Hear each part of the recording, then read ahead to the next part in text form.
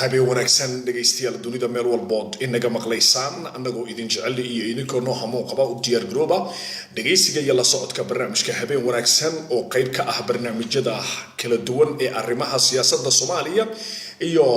Somaliland baanu ku soo bandhigno hadiya jeerna haduu alla idmo barnaamijyadeena waxaanu ku soo qaadanaa waxyaabaha ugu xiisaha badan ee ka jira geyiga Soomaaliya caawa barnaamijku xiisa ayuu leeyahay anigoo Cabdilaahi Balwaana ayaa ka soo jeedinaya Johannesburg South Africa Somali weynay habeen wanaagsan Somali weynay habeen wanaagsan intii hadsateen dadoo kaleelina marqaabku howlan Allah hanuunsha habeen wanaagsan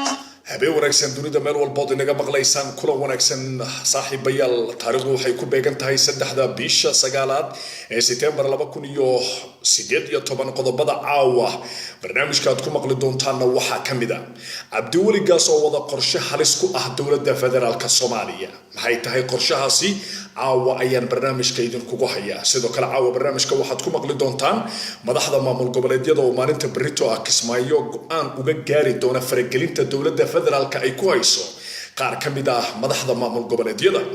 caawa sidoo kale waxaad maqli doontaan doodda shacabka iyo aragtida oo aan eegayo Soomaalidu ma waxay taageersan yihiin madaxda maamul goboleedyada mise dawladda federaalka Soomaaliya sida darteed caawa waxaan doonayaa inaan miiska dhigo dadkuna ay aragtidooda ka dhiibtaan rabbi haduu idmo yaa mudan in la taageero madaxda dawladda federaalka Soomaaliya iyo madaxda maamul goboleedyada yaa mudan in la taageero madaxda dawladda federaalka Soomaaliya iyo madaxda maamul goboleedyada Soomaaliya barnaamijka dhameystiran u diyaar garooba Somali weynay habeen wanaagsan Somali weynay habeen wanaagsan intii hadsateen dadoo kaleelina marqaabku howlan markale habeen wanaagsan dunida meel walbood inaga maqlaysaan caawa barnaamijka waxaa saaran madaxda maamul goboleedyada federaalka Soomaaliya berito oo isniina ama saacadaha nagu soo aadan waxa ay kulan ku qaadan doonaan magaalada Kismaayo xarunta maamulka Jubbaland kulankaasi waxa qayb weyn ka qaadan doona haduu alla idmo madaxda maamul goboleedyada oo dhan haday ahaan lahayd Puntland Galmudug Hirshabelle Koonfur Galbeed Jubbaland shanta madaxweyne waa madaxweynaha Hirshabelle madaxweynaha Galmudug madaxweynaha Puntland madaxweynaha Koonfur Galbeed iyo madaxweynaha Jubbaland berito waxay ka shiri doonaan ama saacadaha nagu soo aadan waxay ka shiri doonaan dawladda federaalka Soomaaliya oo faragelin ku haysan laakiin intaan taa u gudagelin Cabdiweli Gaas iyo damaca dawladda federaalka Cabdiweli wuxuu geed dheer iyo geed gaaban ugu fariistay in uu dawladda kaga faa'iideysto kulanka berito oo Kismaayo ka soconaya maanta waxa tagay qaar kamid ah shanta madaxweyne kulankaasi Cabdiweli Gaas waxa uu damacsan yahay inuu ku soo bandhigo qorshe afar geesood ah oo la doonayo in uu Cabdiweli kaga iibiyo madaxweynayaasha saaxiibadii ah ee maamula madaxda maamul goboleedyada ayaan kala jeedayay sida madaxweynaha Galmudug Hirshabelle Koonfur Galbeed iyo Jubbaland in dawladda federaalka Soomaaliya si dhab ah loola xisaabtamo isla markaana lagu amro dawladda in ay hantida beesha caalamka ay bixiso in lagu wareejiyo madaxda maamul goboleedyada sadkooda iyadoo aan loo marsiinaynin sidii hore ay ahaan jirtay berito marka Cabdiweli wuxuu doonayaa dhaqaalihii beesha caalamka ka soo galayay wad ogtahay China markii uu tagay madaxweynaha federaalka mudane Farmaajo markii uu tagay China waxa jirta qorshe fara badan oo China isku ballan qaaday oo ku aadan maalgelinta waxa kale oo qayb ka ah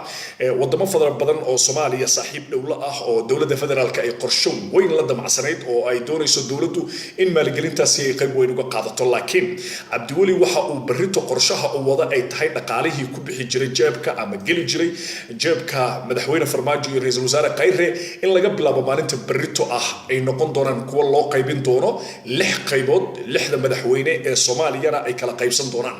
berito sidoo kale waxa uu Cabdiweli cabdiweli doonaya inuu soo celiyo barnaamijkii ahaa cabdiweligaas wuxuu madaxweyne ka yahay 90% Soomaaliya farmaajona wuxuu madaxweyne ka yahay 10% arrintan markii hore hal jeer ayaa la sameeyay laakiin cabdiweli hadda way ka go'an tahay inuu mar kale soo celiyo awood qaybsi madaxda maamul goboleedyada iyo dawladda federaalka dhexmari doona waxayna madaxda maamul goboleedyada la imaan doonaan dhulka dawladda ay haysato iyo dhulka ay haystaan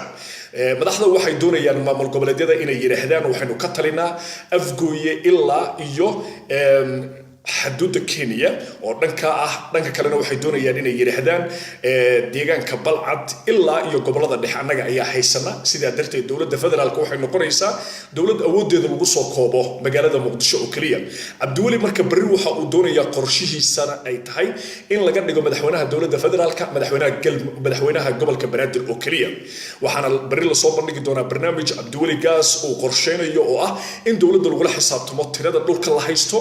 deegaanka sidoo u balaaran yahay iyo madaxweynaha dawladda federaalka farmaajo iyo ra'iisul wasaarihiisa iyo dawladda dhanba meesha ay ka taliyaan rasmi ah waxaana la soo celin doonaa barnaamijkii 90% waxa madaxweyne ka ah cabdiweli gaas 10% waxa madaxweyne ka ah maxamed cabdullaahi farmaajo qorshahaasi waa qorshaha uu cabdiweli u wado waxa uu doonayaa inuu la tashi kala sameeyo laba madaxweyne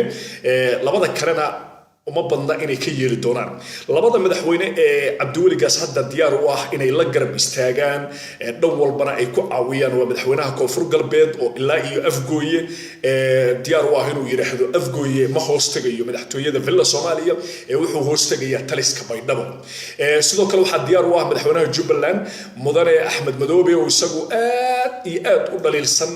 habka dawladdu ay u shaqeynayso wuxuuna qorshaha Axmed Madoobe uu yahay inuu cabdiweli kala qayb qaato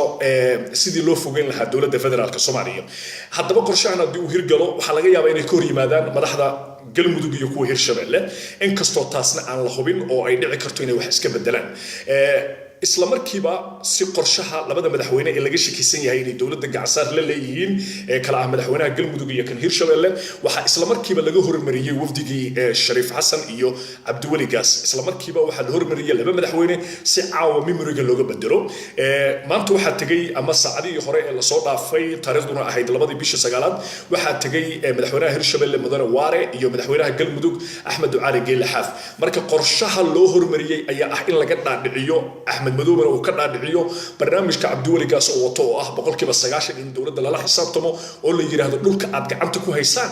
iyo dadka aad maamushaan waa imisa gobol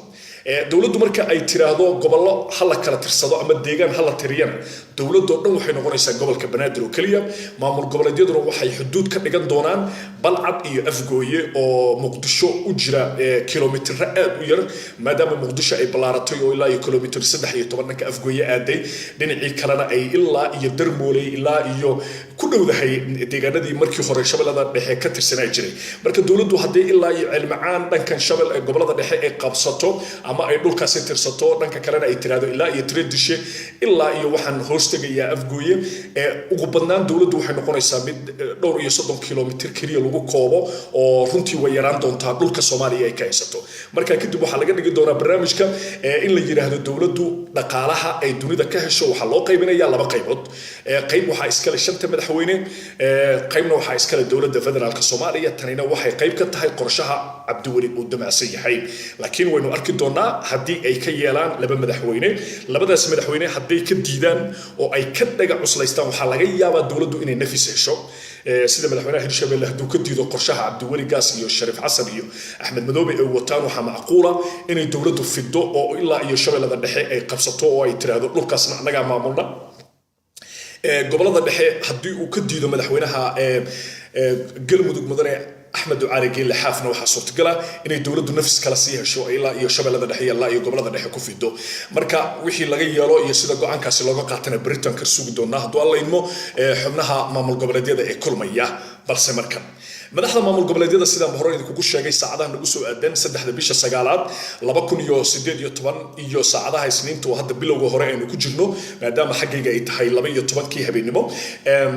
waxa bilaaban doona kulankii madaxda maamul goboleedyada ayaa laga shirayaa dawladda federaalka Soomaaliya qorshaha dawladda laga shirayo ama looga soo horjeedo ayaa ah dawladdu waxay faragelin qaawan ku haysaa qaar ka mid ah madaxda maamul goboleedyada oo ay dowladdu u aragto macnaha madaxda maamul goboleedyada ay u arkayaan inay khatar ku tahay horo socodkoodii iyo hanaankooda madaxda maamul goboleedyada ee ka cabanaya dowladda waxaa ka mid ah madaxweynaha Jubbaland oo ay xilkiisu uu gabagaba marayo dowladana ka eed sheeganaya maxaa yeelay dowladda inta badan deegaanada Jubbooyinka waxa la yiraahdaa xubno iyo wafdi uu sarraali ka ahayn Axmed Madoobe la geeyaa waa tii dhibaatadu ay ka taagneyd sidoo kale waxa ka cabanaya galmudug oo inta badan khilaafyada dowladda federaalka Soomaaliya loo badiyo inay dowladdu gacan ka geysato waxa kale sidoo kale ka cabanaya deegaanada ku dhow afgooye oo iyaduna dhibaato ay ka jirto madaxweynaha Hirshabelle madaxweynaha Koonfur Galbeed Mudane Shariif Xasan uu leeyahay dowladdu faragelin ayay nagu haysaa marka waxa dhici karta arrintan faragelinta ah dowladdu marka ay loo bandhigo la yiraahdo dowladda wixii hadda ka dambeeya waxay dowladdu kala hadli doontaa madaxda maamul goboleedyada madaxweynaha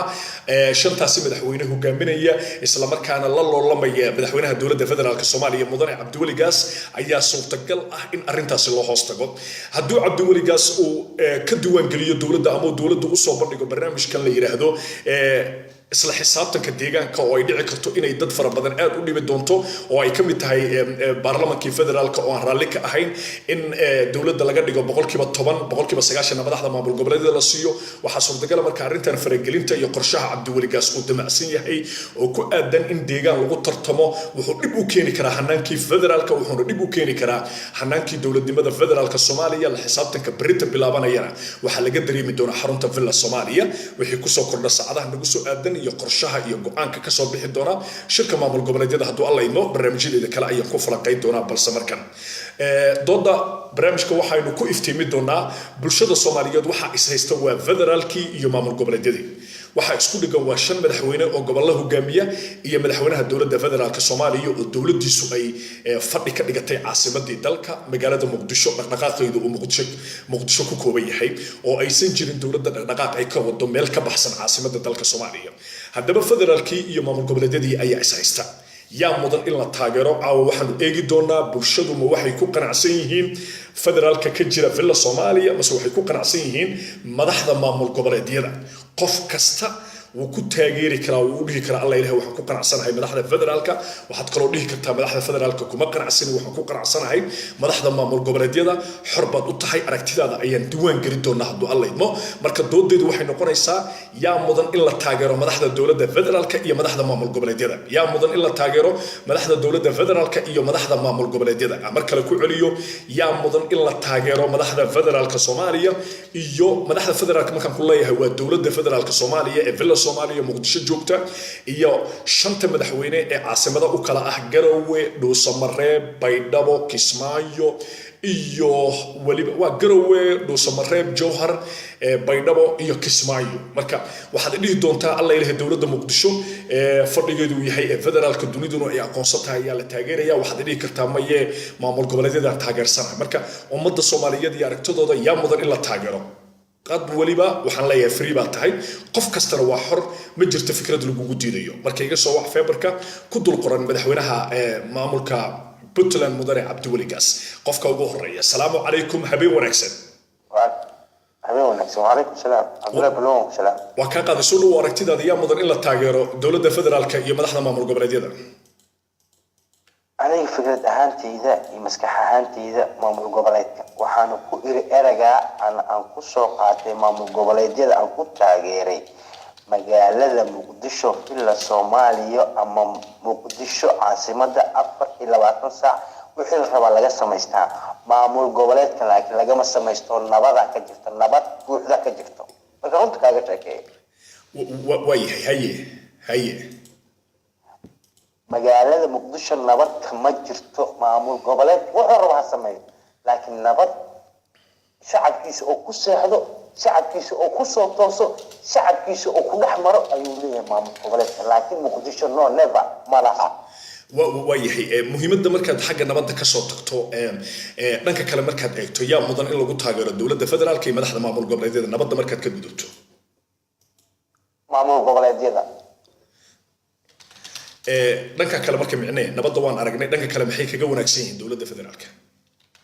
waxay kaga wanaagsan yihiin madaxda Soomaaliya anoon hebel dhahin madaxda Soomaaliya oo Muqdisho Villa Soomaaliya ka taliso markay baxayaan ama Soomaaliya madaxda kale maamul goboleedyadani askari shacab oo Soomaaliya ilaaliyo marka adigu taana waxaad leedahay dhankaasna way kaga wanaagsan yihiin si fiican ugu wanaagsan maamul goboleedyada fikrad xumaato waxay rabaan ha sameeyaan laakiin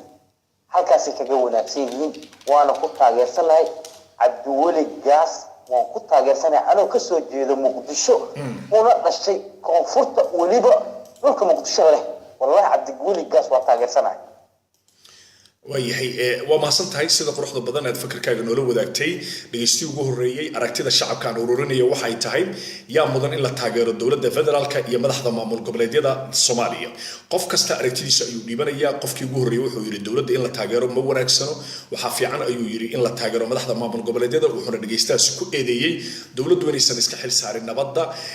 sidoo kalena wuxuu sheegay dhulka ay dowladdu joogto inaysan ka jirin nidaamka ka jira maamul goboleedyada qofka ku xiga iyo dhageystaha salaamu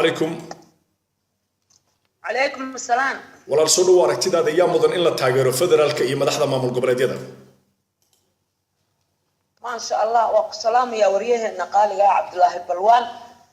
waxa weeyaan maamul goboleedka waa hooyada federaalka Soomaaliya waxa wax dhisa ay ka dhisantahay dawladda federaalka waa maamul goboleedyada maamul goboleedyada la leeyahay hal burburiyo maamul goboleedyada la cunaqabateeyay maamul goboleedyada cadawiyada loo aasaasayo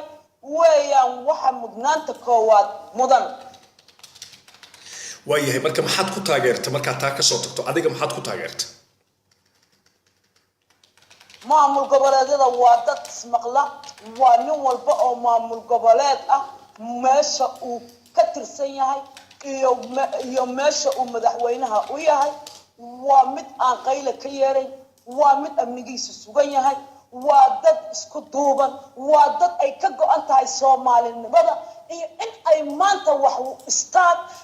dadkoodana ay wax taraan laakiin tii tabarta ahayd ayaa u diiday tabartoodiina maalin walba waxa lagu dawarsadaa ay dawladda federaalka ay ku dawarsanaysa waa maamul goboleedyada madaxooda weeyaan ay lacagta ku soo qaadanaysa beesha caalamka wayna ka cunaqabataysa maamul goboleedka kale oo naga maqan gobolka Banaadirna ma ay rabaan inay ansaxiyaan madaxtooyada ayay maamul goboleed ka dhigtaan gobolka kale oo hadda Banaadir oo naga maqana insha Allah waxaan rabaa insha Allah hadduu Ilaahay idmo mid noo soo go'i doona weeyaan taasay insha Allah maamul goboleed degdeg u dhisma oo aad iyo aad dadkiisu u dhistaan uu noqonayaa insha Allah dadkan khasnadaha samaystay oo ka cunaqabateynaya maatadii madaxtooyadana lacagtii la galayna Ilaahay ummadda Soomaaliyeed ha ka qabto walaal wariye aad baad u qaalisantaa su'aalahaadana ku socod weydii waayahay ugu dambeyn marka dhulka ay kala haystaan dowladda federaalka iyo madaxda maamul goboleedyada yaa ballaaran yaa ummadda intooda badani maamula oo aan kala jeedo markii juqraafi ahaan iyo dhulka ballaciisa la eego ma dowladda ayaa haysata dhul badan mase madaxda maamul goboleedyada ayaa haysta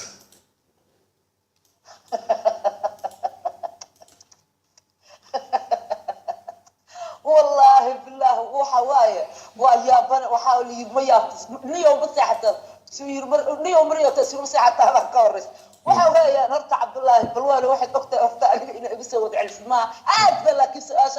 سؤال فني وحوايا دولة فدرالك ديك كتلسو داشكay ka taliso waa la ogyahay waa madaxtooyada iyo waxay ka talisaa maxay ahayto مساجد إسبايسية إسلامك وضد دير مكة المكرمة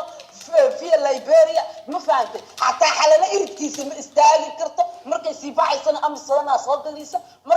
مركز صوت ليسا أم سنة صوت ما فهمت لمن نوع نمن بالش وبلاريه مدحوينا حاف مدحوينا محمد عبد الولي محمد علي قاص مدحوينا وارع مدحوينا أحمد مذوبة شريف سكين وعرفت dadkooda sida isugu duubayeen ay u hubaysan oo ma sha Allah ay u yihiin oo maaragtay marka waa la yaabanaha Ilaahay amarkiis ma faahfaahsan waayahay ugu dambeyn marka labada madaxweyne maamul goboleedyadii waxay yiraahdeen Cabdiweli Gaas ayaa 90% dalka maamulaya 10% dowladda federaalka ayaa la siiyay adna waxaad leedahay dhulka dowladdu waa yar yahay marka micnaheedu ma waxaad ku qanacsan tahay in madaxda maamul goboleedyada dhulka 90% iyaga ay hayaan 10% dowladda la siiyo نعم وايو maxay ahayd madaxweyne maxamed dawladda maxay ahayd Cabdiweli maxamed cali gaas waa dawladda hooyada ee dawladda federaalka maamul goboleed oo dhan waxa weeyaan waa dad isku duuban waxa ay u dhaqdhaqaaqaysana oo federaalka loo aaminsan yahayna ayagaa keenay qaramada midoobay ayagaa yiri hana matalaan hadday diidaan soo maaha waa la iska qabanayaa waxa weeye dowladii nimankaana haysta nimankaana lacagtii bay haystaan shacab ma haystaan shacabkii waa gumaadeen ma fahantay dadkii waa kuwaana dowladii jirta dowladda hadday jirto shanta maamul goboleed qaramada midoobay ayaday la xisaabtantaa maraykanka maanta dhowto waa maqlaysa iyo qaramada midoobay dowlad goboleedyadaanu annagu wax ka qoraynaa xeryaha iyagana meelaha dowlad goboleedyada ayaanu ka samaysanaynaa duleedkii muqdishona waanu ka soo guuray dadka nimankaa waxba ma haayaan yaa dhintayba bale lafta isii waayo dowladda federaalka shan ayuu maamul goboleed ha gowlaysto waayahay waa maasan tahay sida quruxda badan aad fakarka noola wadaagtay qofkii labaad ayay ahayd waxay tiri maamul goboleedyada ayaan leeyahay iyagaa mudan in la taageero waxayna daliil ahaan usoo qaadatay dhulka la haysto ama ay kala haystaan dowladda iyo maamul goboleedyada la isbarbar dhigi karin waxaana sheegtay inay tahay guul weyn iyadoo si codob ku tiri ha guulaystaan maamul goboleedyada waa maasan tahay qof kasta oo na dhegeysanaya xor buu u yahay madaxweyne cabdiweli gaas lambarka ku dul qoran ayaad iga soo wici kartaa lambarka ayaan telefoonkaada kaa qaban doona hadduu alla idmo su-aalaha miiska saaran waxay tahay yaa mudan in la taageero madaxda federaalka iyo madaxda maamul goboleedyada soomaaliya qof kasta oo na dhegeysanaya si xora ayuu aragtidiisa u dhiiban doonaa asalaamu calaykum aniga miya cabdullahi adiga asalaamu calaykum cabdullahi aniga adigan ku dul taaganaya qof kale maaha calaykum asalaam cabdullahi haye soo dhawow aragtidaada ku biiri waa ku maqlayaa soo dhawow aragtidaada aad baad ugu mahadsan tahay alla farxad bay tahay markii koowaad meeshan inaan ka hadlo Soomaalidu waxyaabo caadifada had walba aragtaa Soomaalidu waxaa loo qorsheeyay in la baabi'iyo federaal markii loo sameeyay ee gobolada wax loo sameeyay laakiin wuxuu yiri maxaa dacar lay walaaqay waabay ku caafimaaday sidii loo kala dirin lahaa inay caafimaad u noqoto kala degtay bay qiimo ku yeelatay marka dhibaato waxa weeye federaalka nimanka tagayaayo ma ayna fahan sida federaalka loo hogaamiyo ama waxa loo wadi lahaa waxay ahaayeen inay meel ka dhex baxaan maamulka ma waxay dhisanayaan inay gobolada meel kasta jooga wax qaybin iyo maamuladu sameeyaan inay iyagu gudoomiye degmo xamar iyo taliye ciidan xamar iyo noqdaan ma ahayn nidaamka federaalku waa gartay marka waqtigan si kastuu maamulka federaalka ahaadaba doodaydu waxay tahay yaa mudan adiga ahaan maskaxiyan adigoo fikradaada kaashanaya xor u ah in la taageero yaa mudan madaxda federaalka iyo madaxda maamul goboleedyada cabdullaahi waqtigan xaadirka waa in heer gobol si loogu dhaqmaa oo madaxda gobolku waxay codsanayaan loo ogolaadaa oo si federaal oo wax loo maamulo weeye madaxda federaalku khadkii bay luuyeen hal federaal way garan laayihiin marka nidaamka ka lunsan ummadda Soomaaliyeed waxay u baahan tahay wax badbaadin kara maxamed siyaad maalinka ugu dambeeyay xukunka ka degayay war loo sheegay baa leeyahay Soomaaliya saasi ku badbaadi kartaa yeel buudiida uu yeelay way kuwa talada wax qaadanaya adduunka ma joogo laakiin federaalku ha fahmo nidaamka federaalka maamul ka dhaxbo ha fadhiiso wax qaybin iyo hogaaminaasi gobolada waqti ha u qabto ay ku nabadeeyaan goboladooda waayahay marka dhanka kale u dhigno ma jirtaa door hadda muuqda oo dowladda federaalka iyo madaxda maamul goboleedyada ay ku kala duwan yihiin oo aad ku qanacsan tahay adiga maxaa kaloo adigu ku qanacdood u taageeraysaa maamul goboleedyada anigu waxaan rabaa Soomaaliya inay jirto inay si baabaada ma rabo anigu gobol hebel midna ma taageersani laakiin si ay Soomaaliya u sii jirto nidaamkii gobolada in loo qeybnaa loola dhaqmo oo gobol walba la siiyo oo ciidamada federaal ay leeyahay laga kidaayo oo ciidan walba gobolku joogo ciidankiisa kamid noqdo gobolkana qorshe la siiyo waqti uu gobolkiisa nabadgelyo ku abuuri karo marka anigu waxaan leeyahay federaalku way khaldan yihiin way fahmi laayeen khadkii talayna u baahan yihiin hadday talo laga qaadanayaan talana waa waynaa haye bal taladaad u hayso ayaan hadda kaa dhageysanaya talada aad u hayso oo lagu kala badbaadi karo oo federaalkuna uu ku jiri karo maamul goboleedyaduna ay xal ku heli karaan ila wadaag waxay ku wadaagi karaan ku badbaadi karaan inay gartaan nidaamka federaalnimadka waxa weeye madaxweynaha iyo ra'iisul wasaaraha iyo wafdiisu inay nidaam federaal ku shaqeeyaan أنا إسكت دقيقة دم قولي إذا ما حكومة والفدرالك وحقيمين يحقامين وصنايان وأنا قرشة قولنا دشيان قرشة قولنا وقبيان يوم لا يقول نقدر بلاح سريع أو قرشة هو سود دشيني ما هنا ماشي وحقوق وشال ما قولنا ونصير هذا وأنا سير فدرال كتير الهايل كتلا جلال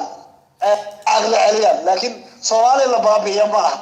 waayahay marka ugu dambeyn dhulka la kala haysto ayaan eegaynaa Soomaaliya inta hadda ku qanacsan calanka buluuga ah waa koonfurta Soomaaliya laakiin qaybta waqooyi wali gooni isku taag ay raadinayaan marka qaybta koonfureed ayaan cabiri doonaa dhulka ay madaxda maamul goboleedyada gacanta ku hayaan iyo dhulka dawladda federaalka ay ka taliso yaa balaaran federaalka hadii maxay ka taliyaan ba loo raafiisu bay ka taliyaan haye وإنه يقول حكومة ببوعها فدرال وحويان وإنه حكم قدبيان إنه حكومة ما إنه والله يقول حكومة معها وإنه والله حكومة أو نشد يقرشوا دشيان ولا شقيان أو قبل كبنادر نوما حبنا إذا ما يصير الإنجليز سمعته لقط يفرح كلام بحال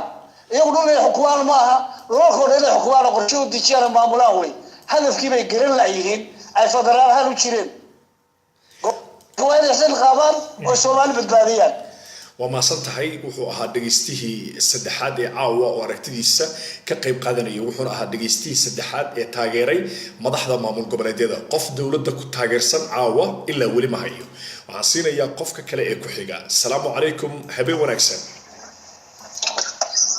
وعليكم السلام ورحمة الله وبركاته حبيب ونكسن عبد الله بلوان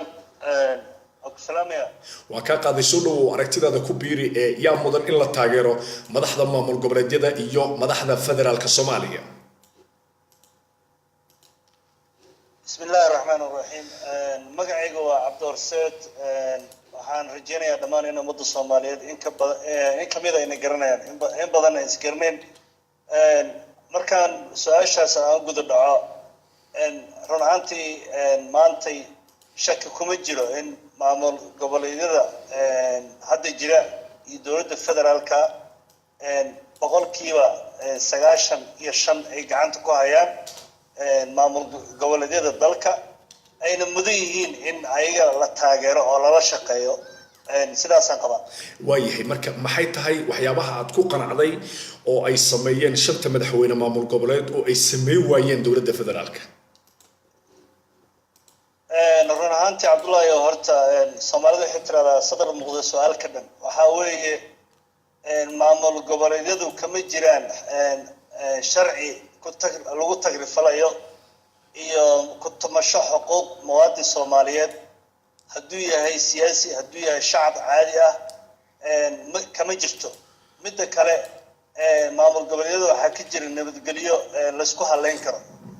oo ay macnaha sababeen maamuladaas iyo deegaanada dadka shacabka ay degan yihiin iyo wada shaqayn ka dhaxaysa dadkooda haddii tahay siyaasiyiin haddii tahay ganacsato haddii tahay culamaa u diin raali la isaga yahay in deegaankooda la ilaaliyo dhanka nabadgelyada waxbarashada wax walbana waxay ku socdaan deganaansho halka dawladda federaalka ay ka taliso magaalada Muqdisho laba degmo kamid ah ay ka jirto dhibaatooyin ku xadgudub xuquuq bini'aadan iyo mid muwaadineed iyo maartay ku tagrafalid sharciga dhibaatooyinka dawladda federaalka ay ku qabaan shacabka gobolka Banaadir iyo maamulada kale ee shacabkooda faa'iido ku qabaan farq weyn u dhaxeeya taasi dood kama taagna maanta waayahay dhulka marka aynu ballaar ahaan aynu eegno dawladda federaalka meelsha ay ka taliso iyo goobaha ay ka taliyaan madaxda maamul goboleedyada shanta madaxweyne ah oo hogaankooda uu yahay Cabdiwali Gaas yaa dhul ballaaran yaa haysta shacab fara badan adigoo isbarbar dhigaya madaxda maamul goboleedyada iyo kuwa federaalka Soomaaliya Abdullaahi horta sideedaba waa su'aal aad u qurux badan waaye laakiin magaalada Muqdisho waxay ka kooban tahay 18 degmo saddex degmo oo kamid ah ayay degmo walba waxay ka haysataa dawladda federaalka saddex marka loo qaybiyo jab ka haysataa degmada Wardhigle waxay ka haysataa filla Soomaaliya degmada Xamarweynena waxay ka haysataa inta badan waa haysataa degmada Shangaanina saddex marka loo qaybay laba ka haysataa waa berina way wada haysataa inta kale dowladda federaalka wax awooda ay ku leedahay iyo wax talis ay ku leedahay ma jirto waxaa ka jira amni darro waxaa ka jirta dhibaatooyin fara badan oo aan la soo koobi karin oo waliba ciidamadeedu ay ka geysteen labadii sano xukunka hayeen dhibaatooyinkaas marka waa midda sababtay inay maartay dowladda federaalka ay ku koobnaato degmooyinkaas soo sheegay awoodooda gaarkaana ay ku tijaabiyaan dadka shacabka oo aan waxba u dhibin maartay saxaafadii la caburiyo dimuqraasiyadii lagu xadgudbo xorriyatul qowlkii la caburiyo dadka inta la dilo video laga duubo waxaasi kama jiraan maamul goboleedeed ma ka jiraan kalsooni 100% lagu qabaa adigoo mucaarada tii kartaa cid inta ku dilaysa camera ka duubaysa ma jirto xukuumadda isaga ka tumanaysa kama jirto wax isku dhow maaha ilaahayna maartay xaqa inaan ka hadalnaa waajib u yahay aniga maanta muwaadin Soomaaliyeed ah kalsooni kuma qabi kara magaalada Muqdisho afar cadow uga baqaya haye iyo qoloyn argos u jooga inta dhibaato ku haya magaalada Muqdisho waayahay waa mahadsantahay sida quruxda badan ee fakarkaaga noola wadaagtay mahadsanid qof kasta oo dhageysanaya caawa waxaan ururinayaa yaa mudan in la taageero madaxda federaalka Soomaaliya oo kala jeedo dowladda federaalka ee fadhigeedu yahay magaalada Muqdisho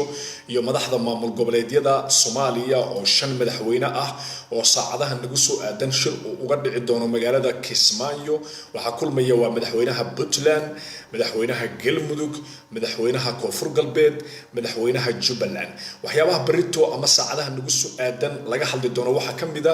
sidii loola xisaabtami lahaa dowladda federaalka marka waxaan doorbiday maadaama ay madaxda maamul goboleedyadu leeyihiin dowladii baan la xisaabtamaynaa waxaan doorbiday bal inaan ururiyo shacabka aragtidooda qof kasta oo Soomaaliyeedna oo fakarkiisa nala wadaago waxaan ku laabanayaa qadadkii telefoonada assalaamu calaykum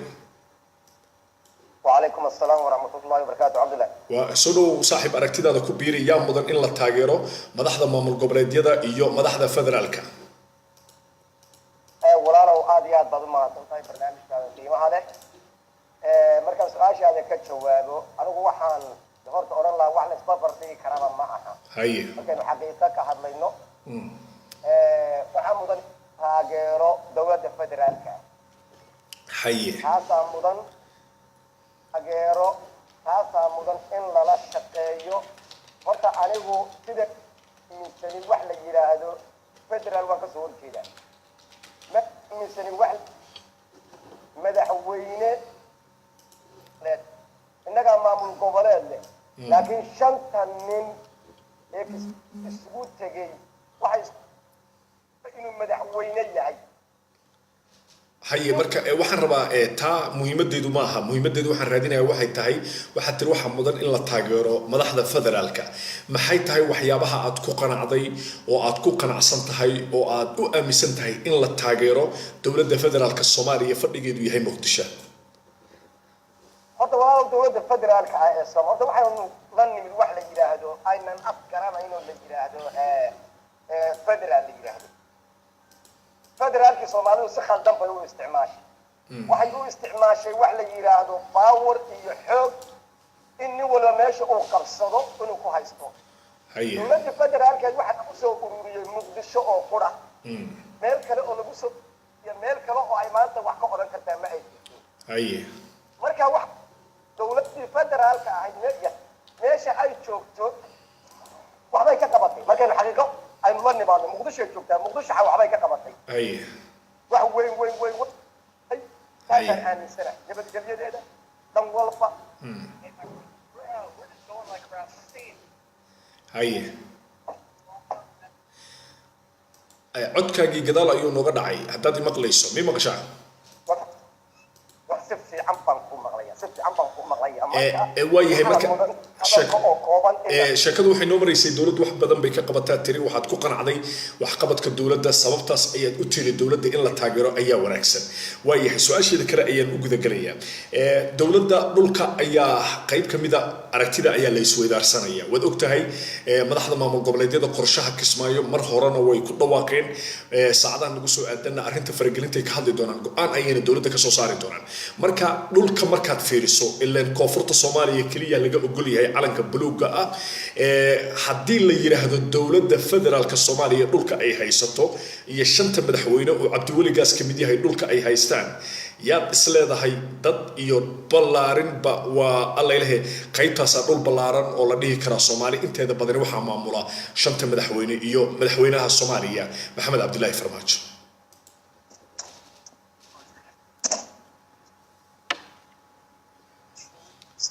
dhegeystayaasha cilada haysata waa ka xumahay waa ka gudbayaan qofka kale ayaan sii doonaa hadba Allah idmo assalaamu calaykum عليكم السلام ورحمة الله وبركاته. soo dhawo aragtidaada mas'uul bal yaa mudan ayaan caawa miiska saarnay in la taageero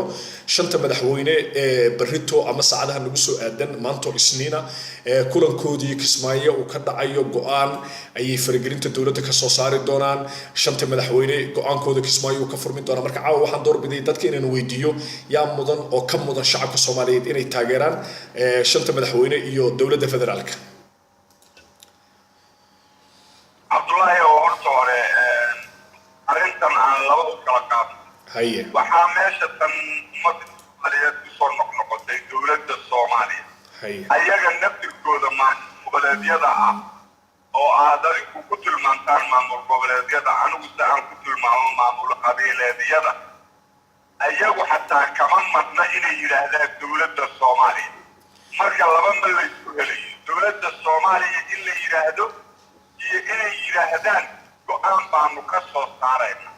meesha tan ummadda Soomaaliyeed dagaalo badan oo soo jireenaa weligood ka dhexeeyey waa la dagaalamay dhibaataa dhacday waa la kala qaxay meesha tani dowlad Soomaaliyeed haddaad ogtahay iyo haddaadan ogeynba wareejiyadaydii hore anigu dowladda dadka mucaaradsan baan ku jiraa mucaaradka aan mucaaradsanahayna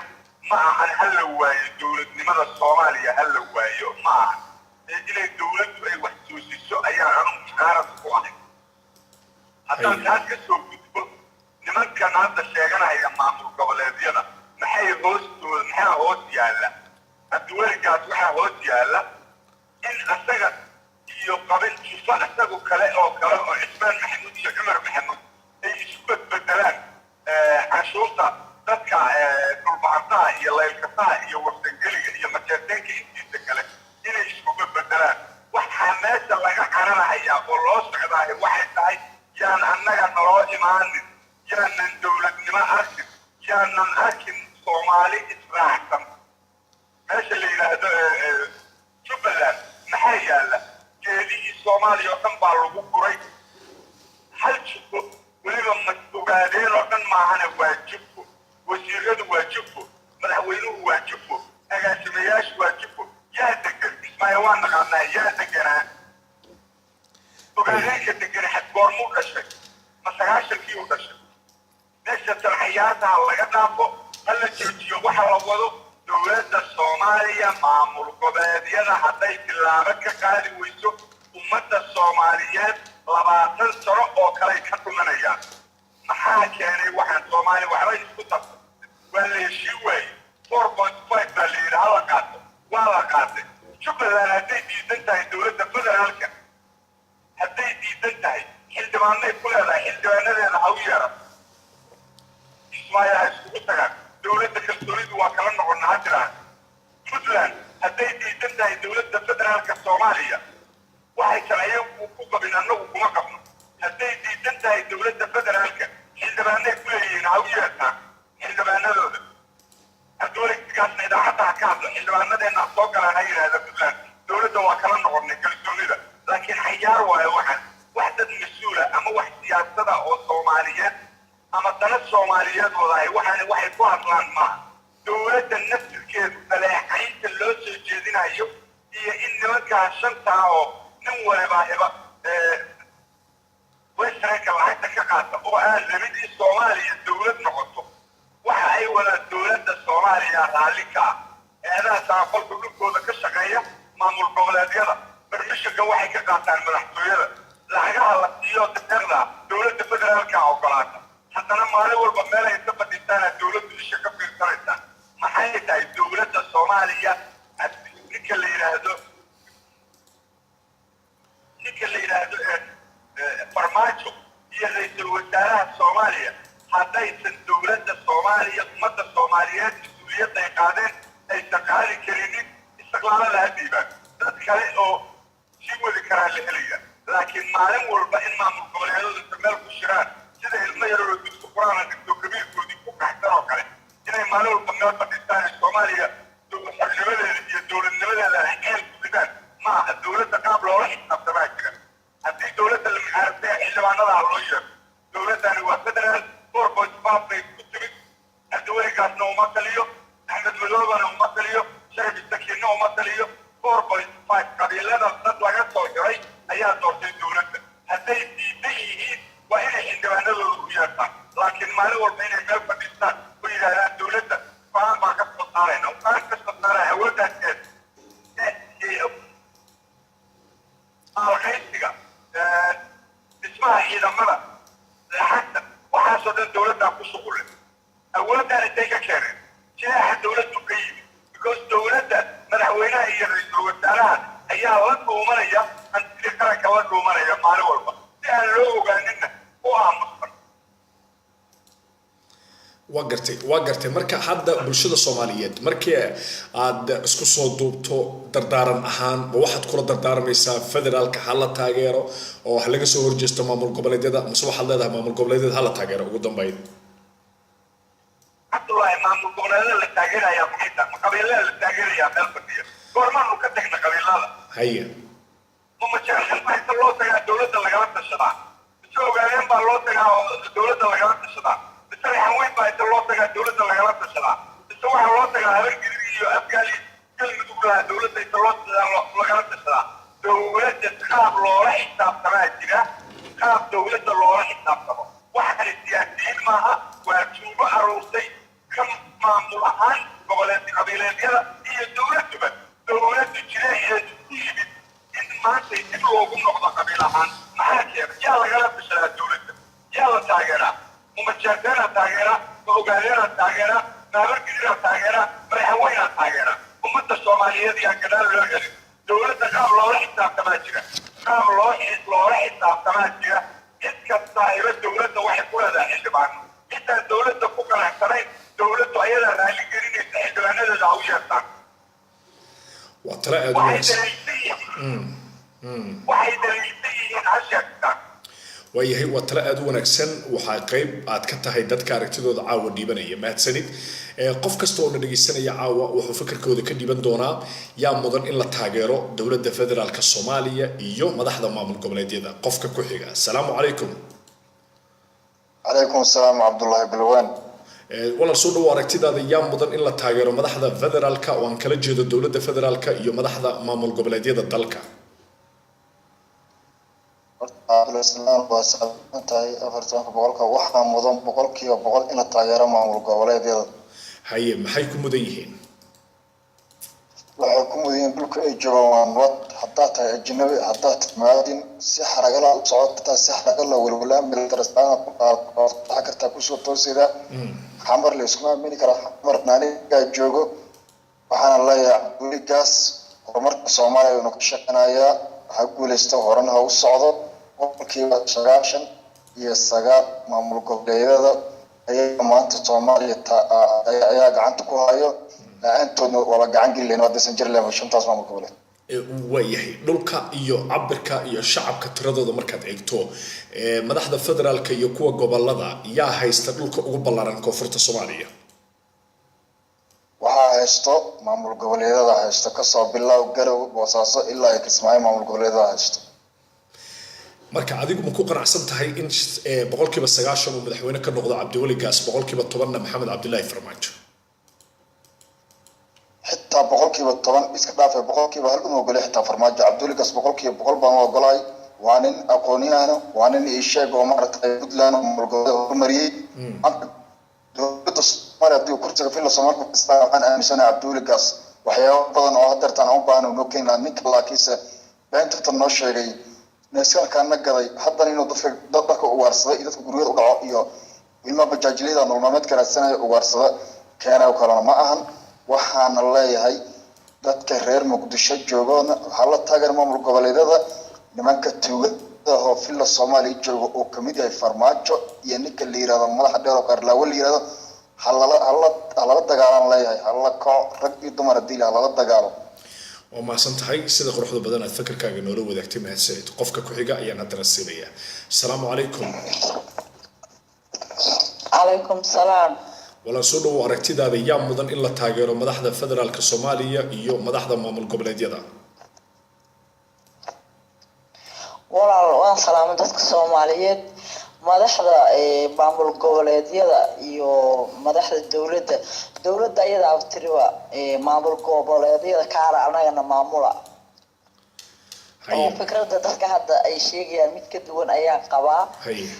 maamul goboleedyada jaaniska ay caawa inay ku midoobeen wax ku noqdeen dee dowladii cadaaladda laga rabay ayaa laga waayay wadanka wuxuu leeyahay sharcigii markuu waalidka caasi noqdo dee cunuga warkaa yeeli maayo cunugaaga wuxuu warkaaga yeelaa marka hore inaad adigu waalid wanaagsan tahay ninka la yidhaahdo dowladda soomaaliya ka dhisan waxaa loo dhiibay ninka la yidhahdo farmaajo wadankoo kala dambeyn baarlamaan leh ciidamo leh brograam dhan oo socdaa loo dhiibay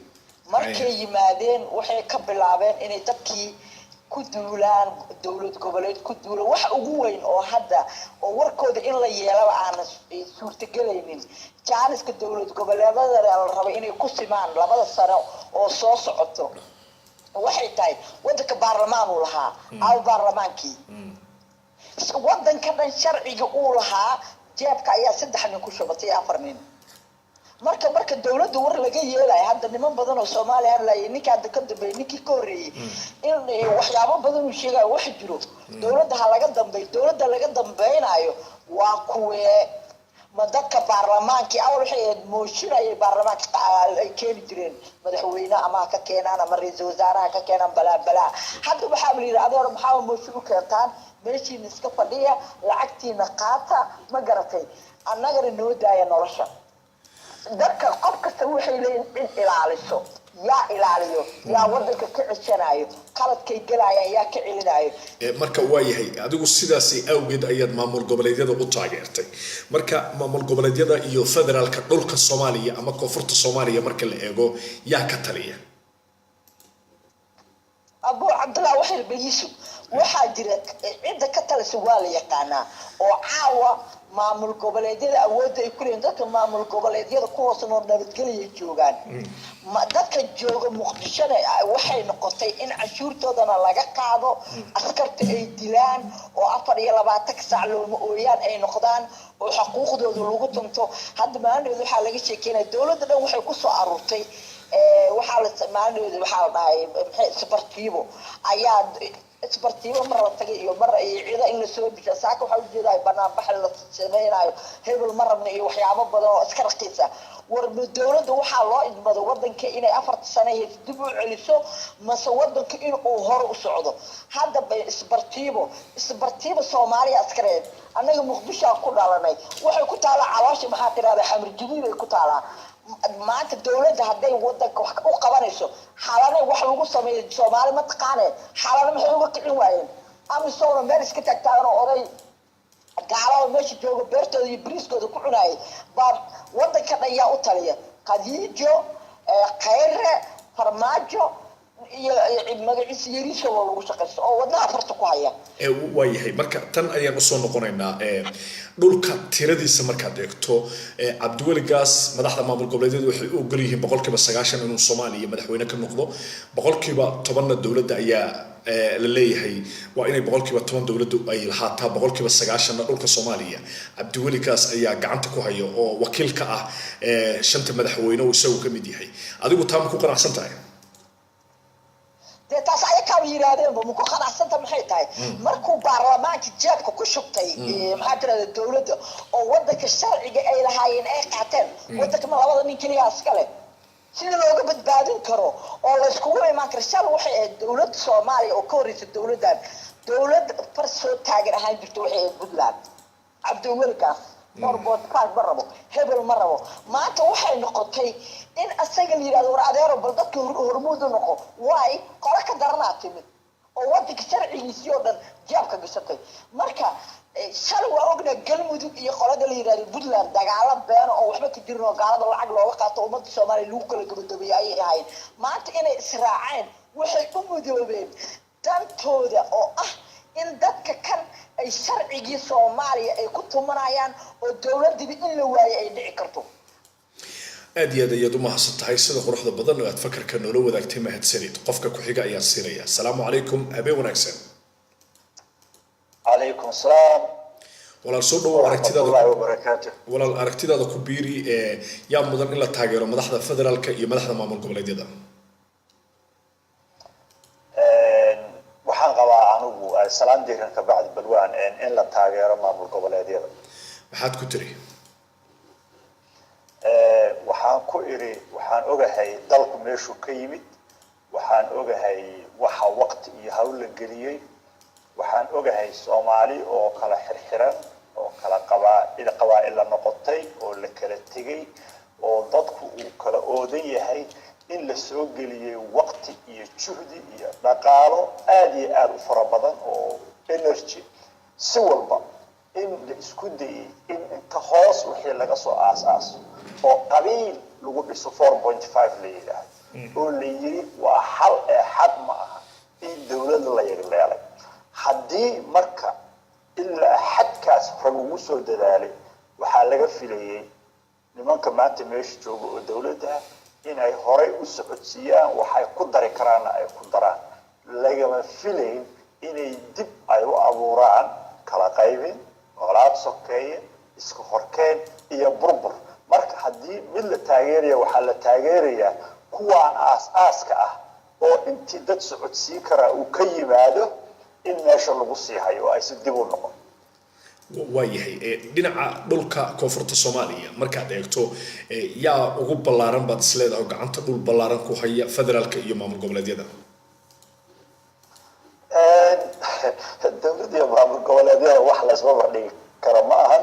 laakiin haddii la yiraahdo xamar intee ka maamushaa dawladdu ayaa macno samayn lahayd weyn balse taada marka aan hadda su-aashaada u raaxo dawladda anigu waxaan arkaa inta ay maamusho inay tahay madaxtooyada ilaa iyo aeroportka jidkan lambar 4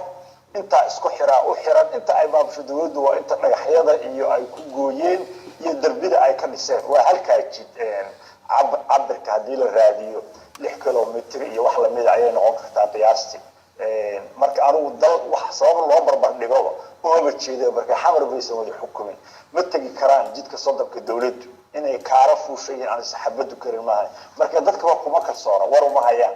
meel uma dhaafaan waa niman kaara iyo baabuur bulad buruufa fuula haddii la ku shabaab baa meeshii ninkay rabtay dilayso waliba video ka duubaysa marka maamul goboleed iyo dal weyn oo fara badan iyo maba laba mar dhigi karo maamul goboleedyada badan waayahay aad u mahadsan tahay sida quruxda badan oo aad fakarka noola wadaagtay mahadsanid qofka ku xiga assalaamu calaykum السلام عليكم وعليكم السلام ورحمة الله وبركاته مسؤول سودو aragtidaada ku biiri yaa mudan in la taageero madaxda maamul goboleedyada iyo kuwa federaalka madaxda maamul goboleedyada iyo madaxda federaalka waxa mudan in la taageero madaxda maamul goboleedyada maxaa yeelay adaaba afkaaga waxa ku sheegaysaa dawladda federaalka maadaama dawladda ay federaal tahay waa in la taageeraa madaxda maamul goboleedyada oo dawladda magaceeda wata maxaa yeelay dalku waa federaal dawladda magaceedana waxay tahay madaxda federaal iyo federaal u tahay madaxtooyada dhexdeeda may u tahay caawa barbaajo shiino u jiraa ra'iisul wasaarihina baydhabo wuxuu aqbalaystay tacsi u tagay gudoomiye baarlamaankana tacsi u tagay labada baydhabo joogta midna jayna u jiraa ma kuwaasa ari bagsiya xataa la raacsan karaa sidaas oo kale madaxda maamul goboleedyadu waxay arkeen haddii waxaa la yidhi haddii waraabow iyo masruuq waa farakaleef waraabow waa yimid madaxda waraabow ayay noqotay dadkii soomaalida ayay baahiriyeen bisha maanta waxaa ku dhimatay 30 ilmaa maalin kasta waa ku dhintaan madaxa habeen kasta waa la jebiyaa dadka jooga xuquuq male masawira ka socda waxaa dhaama maamul goboleedyada been maxaa loo sheegaa waxaa dhaama kuwii ka horreeyay been maxaa loo sheegaa nin baa hadlay oo wuxuu yidhi ma habar gediraa loo tegaa ma majeerteena loo tegaa ma ogaadana loo tegaa ma abgaala loo tegaa oo haddaan ogaadeen iyo abgaal iyo habar gedir loo tegin yaa loo tegaa ma mariixana loo tegaa ويا فين نقول ما أفكي زوج والله النكاح ده وين وهلا أعرف أبقى لي هبرق دي وقادني مريحان وأبقى لي وقادني هبرق دي مريحان هذا لو تجي والله لا هاللي وكيلو ولا لا هاللي إذا هلا يا وين هي marka dhibka jira waxa uu yahay cidul baa afgeeday ku hadlaysa isku hal maaha 200 300 400 kilomitir 500 kilomitir ninka baabuur ku soconaya makaasa Soomaaliya haysta bas ninka 2 kilomitir ku socon kari isbartiibada guriga u jirta 2 kilomitir u jirta 2 jir cadde oo xaarka ka soo baxay qurankeeda aan la maleyn karin ninka maanta u haysta inuu qabsaday dhul Soomaaliya lagu xiriyo jigjiga iyo soo celiyay mar waxaas wax jira maaha kuwan waraabo waay furuqiya karoon sida awgeed waxaan leeyahay madaxda mudan qabiilaadka deegaanada mudan dawladda federaala maadaama dawladda federaal tahay maamul goboleedyada ayaa ixtiraamka iyo priority-ga leh wax in la iska indha kara maxaa yeelay magaca dawladda wuxuu yahay dawladda federaalka Soomaaliyeed man federaalka la macnay federaalku ma farmaajo غيرها federaalku waa maamul goboleedyada galmudug hirshabeelle koonfur galbeed jubbaland kuwaas waaye adduunkan kuwaas asala kuwaas waa maamulka hoos in la gadeeja dad baa maamulku waxay waysan farmaajo غير maamul baa wala shakhs waa gartay marka waxaan rabaa inaan ogaado mar haddii juqraafiga labada deegaan ay aad u kala duwan yihiin dawladda federaalka Soomaaliya oo madaxweyne ka yahay Maxamed Cabdullaahi Farmaajo ilaa iyo Soomaaliya koonfurteeda markaad eegto imisa kilomitir ama imisa degmo ama imisa gobol ay iyadu ka talisaa dawladdu waa soo duushay waxay ka soo duushay xaafadda Wardhiigley markaasay waxay qabatay xaafadda Wardhiigley martibi qabatay ma gacan marka Wardhiigley ilaa Wardhiigley dawladda masaafadaas dheer qabatay xafladda ilaa hadda dhigayaan dadka farmaajo habeen ku taagaysan u qaartay farmaajo inuu hooshka qabtay waxaysan oqoonin hal jid cadaan la soo gooyo la yiraahdo jidka Cali Kabeen oo hadii la guriyo hal wada ka soo baxda madaxtooyada wadadaas waxay timaadaa Florence ka soo baxda isgooska kale waa isbartiimo dadka marka u haysta Wardhiigley ka soo bax laba jid cad soo gooyo jidka kale imaaw dawladii baa horumar samaysay buq وشكرا كعان كوبنته ولد Wardhiigley inta kasoo duushay Wardhiigley qabatay فكيف انت waxay kaaga baartay analysis meelna ma gaarsiista meelna ma joogto maamul goboleedyadu 1 kilomitir socon kara sida awgeed waxa la rabaa maamul goboleedyadii ayaa maanta wax nool ka jira baarlamaanka Soomaaliyeed hooyadiisu soo duuga laba kun oo hooyo xabar ku dhimatay gudoomiyaha baarlamaanka hooyo u duuga ma aragteen ra'iisul wasaarihi maanta wuxuu soo duuga hooyada mursal waxay ka qaban tahay hooyooyinka gablamo ilmaha waayay hooyada mursal waxay ka qayb badan tahay kunka hooyo xabar ku dhimatay macnihi dhamaa wuxuu ku dhamaaday islaanta madaxweynaha hooyadiisa dhimatay la soo duugo islaanta mursal dhimatay la soo dabaqada sameysmatay sida awgeed baarlamaan ma jiro dastuur ma jiro sharci ma jiro waxa loo baahan yahay marka in maamul goboleedyadu badbaadiyaan waayahay aad ma santahay sida quruxda badan aad fikirka nolol wadaagtay maadsanid qof kasta oo dhageysanayna wuxuu xor u yahay inuu aragtidiisa u dhibto qofka ku xiga assalaamu calaykum عليكم السلام ورحمة الله وبركاته. والله السلام. بلوان سنتين. في عم بقول كيف بقول والله السلام واركتنا ذا كبيري يا مدن إلا تاجره مدحضة فدرالك إيو مدحضة مامور قبل هذا. والله لو ورت مركب هورن حمد وحاك صور صرتم وام حي فدرال كده أنا يفهم هذا يفهمين فدرال حوية هو. نكست الصومال وحسكرت مدحوينين نقطة مدحوين. haddii madaxweyne oo Cabdiweli gaas sida madaxweyne oo kale soo wadankiisa u joogo sida madaxweyne oo kale Kismaayo ugu soo dhaweynay madaxweyne miyaan waa maya waa maamul goboleed marka maamul goboleedka wuxuu hoos yimaadaa federaal madaxweynaha oo Muqdisho hoos yimaada waa gartay taameel idig hadda khilaaf ayaa ka dhaxeeya oo faragelin ayaa dawladda lagu eedeynaya marka caawa waxaan doorbiday faragelintaasi anigoo ka duulaya inaan cod ururin shacabka ka sameeyo marka adigu yaad isleedahay shanta madaxweyne iyo madaxweynaha federaalka iyo dawladdiisa yaa mudan in la taageero ma shan madaxweyne yeelatan Soomaali dhammaad micnaheedu Soomaali ma fahamsana muxuu yahay taas meel ii dhig waad ii sheegi doontaa bal su-aashan ka jawaab kadib federaalka waad ii micnay doontaa dhib ma laha waxaan ku yidhi shanta maamul goboleed madaxweynayaashooda iyo dowladda federaalka loolan dhanka deegaanka dhanka sharciga iyo nidaamka hoggaanka dalka ayay isku haystaan sidaa darteed waxaan rabaa caawa inaan ogaado yaa mudan in la taageero i dhegayso markaan hadalka dhameeyo ayaa lagu maqli karaa qolada farsamayaqaanada codkaaga waxay fasaxayaan su-aasha markaan dhameeyo marka aniga isu lama maqlayo codkaaga ilaa aan su-aasha ka dhameeyo waxaan rabaa inaan keliya cod ururin u sameeyo shanta madaxweyne ee maamul goboleed iyo dowladda federaalka soomaaliya marka yaa mudan in la taageero intaa keliya ka jawaab waxaa mudan madaxweynaha soomaaliya in la taageero haye muxuu ku mudan yahay maxay dowladdu ku mudan tahay federaalka dowladda waa dowlad ayada la taageera waa markii madaxweynuhu wuxuu qiimo leeyahay markii wadanku uu ka tegayay asagaa la qiimeeyaa uu magaca madaxweynenimada uu wataa calanka adduunka asuu wato maadaama asaga uu madaxweynaha soomaaliya uu yahay waa inaga asagaa xaq u leh in la taageero taa markaa kasoo tagto waxyaabo muuqda oo cad dadka u sheeg sideed u leedahay dowladda hala taageero nala taageero oo aan mudan marka maxaad ku tiri taa micnee sababtaad u leedahay dowladda hala taageero noo micnee dowladda micnaheeda waxa waaye maadaama adduunweynaha asaga ay ogolaatay inuu madaxweyne yahay maanta haddii maxaa la dhahaa cabdiwelgaas diil maxaa la dhahaa UN-ka laga waco amba Amerika laga waco madaxweynenima loo waca waa maya marka waa farmaajo madaxweynaha dowladda Soomaaliya asaga ومحسن تهي سيدا قروحda badan aad fakarkaaga noola wadaagto mahadsanid dhageystayaal doodaha aynu qabanno waxaa nalaga codsaday inaan ku soo darno dhulka la kala dego ayaa nalaga dalbaday inaan ku soo darno marka waxaan kala jeedaa Soomaaliya wad ogtihiin gobolada dalka Soomaaliya qabaa'ilo ayaa u badan oo qabiil walba meel uu Ilaahay ku beeray ayaa jira magaalo kasta qabiil ayaa Ilaahay ku beeray marka aad hadda gobolada bari marayso qabaa'ilada ugu badan ee degan waa hal dhinac marka aad marayso gobolada dhexe sida Dhuusamareeb Cadaado dhulkaan ballaaran ee gobolada dhexe la yiraahdo Ilaah baa gobolba qof ku beeray marka waxaan laga dalbaday inaan ummadda la wadaagno su'aasha ah dhulka iyo siday qabaa'ilada u kala degaan waxaan bilaabi doonaa marka yaa u badan gobolkaasi cod bixin ayaan rabnaa marka ceeb ma aha markaan ku yiraahdo hadda marka cadeey gobolka Shabeellada Hoose yaa degan waxaa laga yaabaa in ishaysad ballaaran baa marka ka jira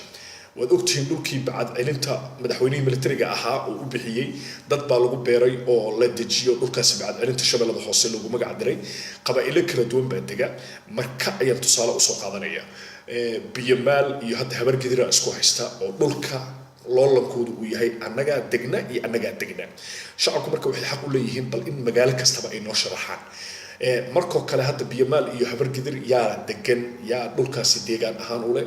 marka aragtida shacabkan ururi doonaa marka cadeey yaa dega war Kismaayo yaa dega war yaa dega Baydhabo yaa dega Garowe yaa dega Boosaaso yaa dega Laascaanood yaa dega Buuhoodle yaa dega waxaan bilaabi doonaa barnaamij la yiraahdo yaa dega dhulkaas marka yaa dega dhulkaas sababta u bilaabayno waxay tahay dadku jiir hadda soo koraya oo dhalinyaro hadda soo kacaysa jira dad badan oo arintaas loolanka qaba jira siyaasiyiin isku haystaan way jira marka magaalo kasto ayaan bilaabi doonaa yaa dega dhulkaasi yaa u badan yaa iskala xaq koowaad markaan ka bilaabi doonaa hadduu alla idmo biyamaal iyo habargidir yaa dhulkaan la yiraahdo marka cadeey min oo Usmaan Shabeellada Hoose yaa u badan yaa deegaankaasi iskala ma biyamaal mise habargidir iyaga ayaan ka bilaabi doonaa magaalo kastana waan dul istaagi doonaa barnaamijyada laga dalbado weeye si aan ummadda ugu iftiimino dhulkaasi cid u badan markaan sidaan leenahay waad ogtihiin dalku waa federaal waxaa qasaba marka inaan dhismaha federaalka ka qayb galno tusaale markii maanta la yiraahdo deegaanada hadda ismaamulka deegaanka Soomaalida Itoobiya waa tii cod bixina ka bilaaban doonto dadkii deegaanka istaagi doona iyaga madaxweyne dooran doona marka annaguna waxaanu sameyn doonaa bahda meediyaha madaxa bannaan waxay sameyn doonaan gobol walba inaan dadku u iftiimino si loo helo madax ummadda heegan u ah ogaada marka Soomaaliyeed markaad hadashaan ninka mas'uulka idinku maxad ku bikaro madaxweyne idinka baqaya shacabkii yaa tihiin nin gudoomiye ay idinku xadgudbi karin siyaasi qalad idinka geli kara ma jiro marka ha u turin codkaaga siyaasi wuxuu isagu qabsan lahaa marka mikrofoonka xoran ka dhigi doonaa dhulkaas iyo deegaanada ayaan soo bandhigi doonaa rabbi hadduu idmo markaa noogu horeysa gobol kasta oo Soomaaliya kamid ah 18 gobol waa dhiftiimi doona wariyaa degan meeshan marka adaa soo gali doona qadka hadaa tahay qof shacab waxa dhigi doontaa wallahi waxa degan dadkaas adiga marka halka ay haajadu noqon doonta insha Allah dhawaan ayaan bilaabi doonaa aan ku soo laabto yaa mudan in la taageero madaxda maamul goboleedyada iyo federaalka qofka ku xiga assalaamu calaykum وعليكم السلام ورحمة الله وبركاته عبد الله وكسلام. وكاقا هذا متى لمدة أيان هودا كوسو مرينيا مسؤول أركتي هذا كبيري يا مدن إلا تاجر مدحض فدرالك يقوى مامل قبل دينا. صاحب وكسلام مرلبات هذا سؤال شيء ويدي وحوي يرتضى ولا سبب بدي كرمها وكاب قبي دولة والله ما قاعد عمل لها كلو كلوين نما كان هذا وحوي مامل قبل يدا شغني أنا وكاب قبيل كيو حوي ونساو له بدلات. marka in dawladda la taageero oo dawladda waxa weeye la xoojiyo qof walba Soomaaliya ama qof kasta waxa weeye ku nool waxa weeye dhulka Soomaalidu degto waa waajib saaran iyadana soo celin karta sharafti iyadana soo celin karta qofka xuquuqdiisa iyada looga baahan yahay marka in ummadda Soomaaliya cadaalad iyo kala dambeyn inay keento oo lagu taageero marka waxa isba fadhiyo karmaa Cabdillah labada group waayahay marka adigu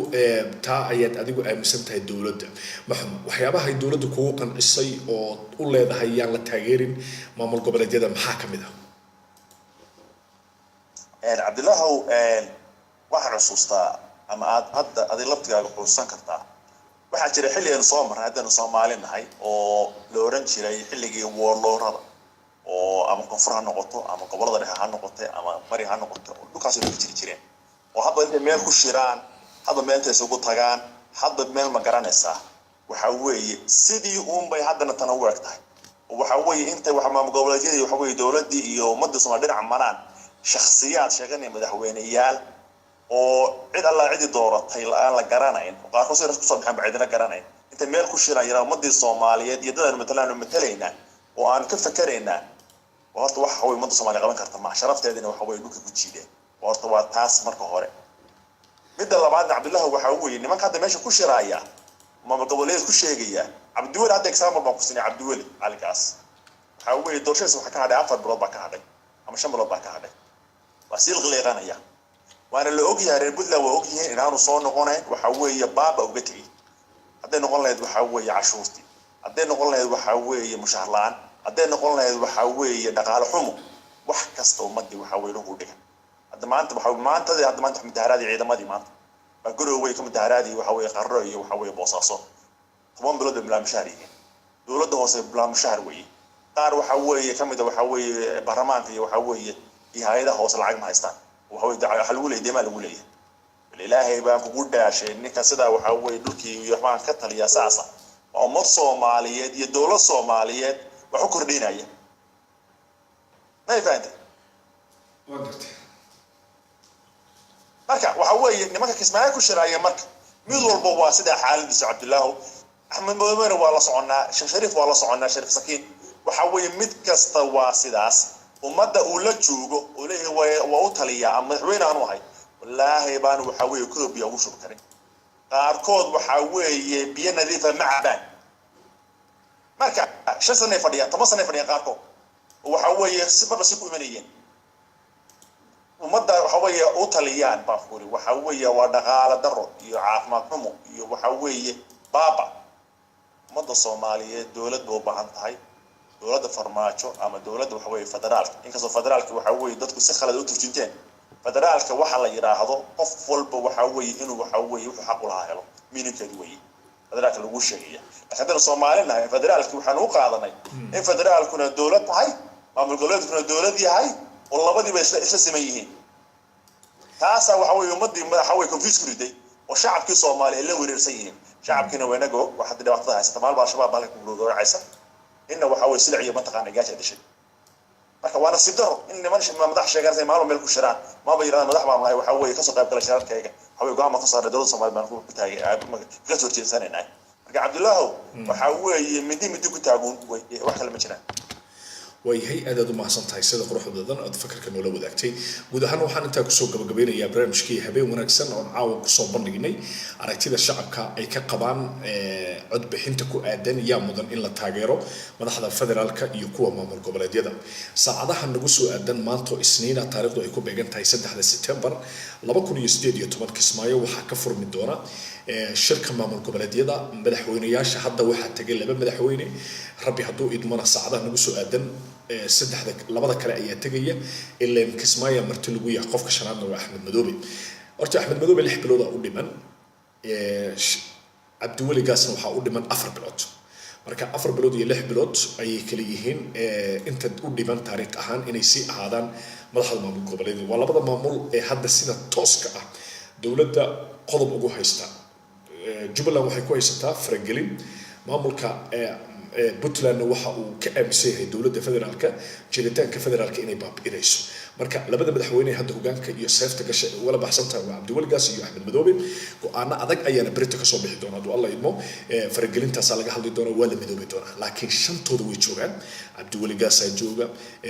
Sharif Xasan ayaa xadar noqon doona Axmed Madoobe Waare iyo waliba Xaf marka ummadda Soomaaliyeed ayaan waxaan door biday bal inaan weydiiyo mudan in la taageero caawa marka laga reebo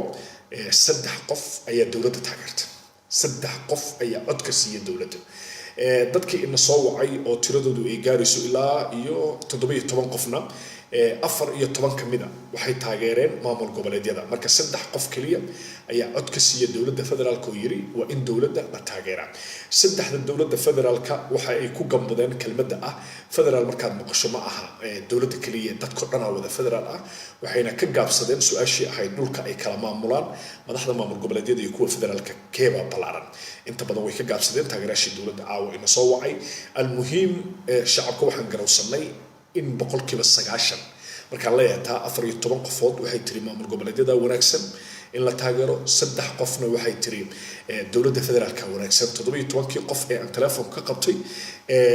sidaas ay noqdeen marka waxaan leenahay shacabku waxay ku qaracsan yihiin maamul goboleedyada ayay taageersiin shacabka Soomaaliyeed iyaga ayayna u arkaan horumar iyo xal barnaamijkan mid lamida ayaad maqli doontaan saacadaha nagu soo aadan had iyo jeer waxaanu soo bandhigi doonaa barnaamijyo dhaxalgala iyo aragtida shacabka barnaamijkan mid lamida aniga iyo saaxiibada farsamayaqaanada waxaan idinku dhaafaynaa intaynu dib daba ugu kulmi doono sidaas iyo nabadgelyo